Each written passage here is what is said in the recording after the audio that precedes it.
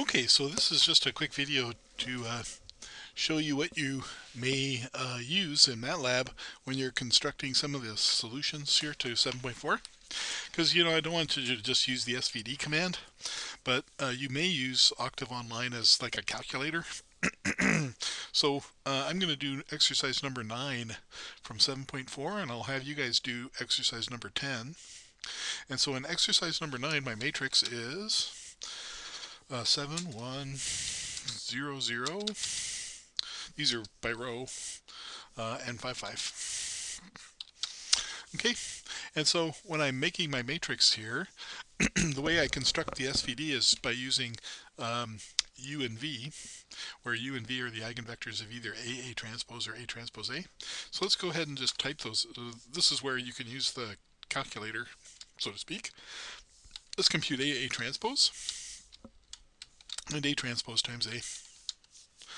Okay, and now for each of these, you can use Matlab to give you the eigenvalue decomposition, at least to give you the eigenvalues. In fact, let's see what the eigenvalues are in each of these cases. D1 is B1. Oops.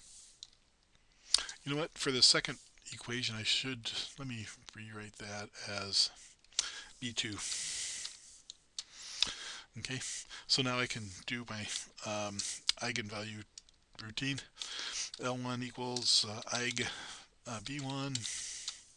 So up at the top here, I've got my eigenvalues 90, 10, and 0. And so do I need to take the eigenvalues for the second one?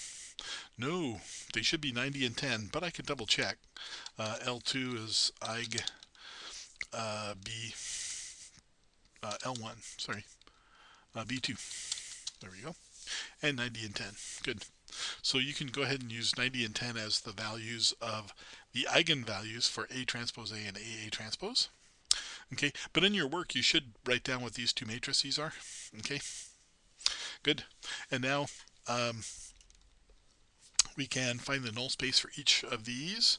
You can write null A minus, and then maybe we'll take 90 as one of our eigenvalues, and then it's, remember the identity is EYE.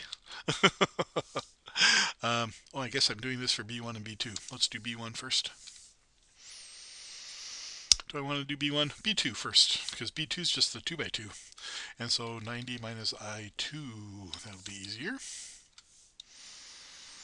Okay, so that's the eigenvector for the A transpose A, B2, which is B2 here. This. Okay, so this is the first eigenvector using the eigenvalue 90. Okay, so how do I get the eigenvalue 90 for the other matrix, the 3 by 3? Well, we can just take A times this answer here. Maybe I should actually put that as something. Let me call that maybe V1. Okay, so now U1, I can call it, is going to be A times V1. Okay, of course, we can normalize that to just be 1, 0, 1. I guess we wanted to normalize so it would be 1 over the square root of 2. 0, 1 over the square root of 2. Okay, so this is what I mean by you can use Matlab to be like a calculator for your work. And so now we have one of those. We could repeat that for the second one. So for the second one, that'd be A times V. Let's see, I need this second. Oh, I didn't get that one yet.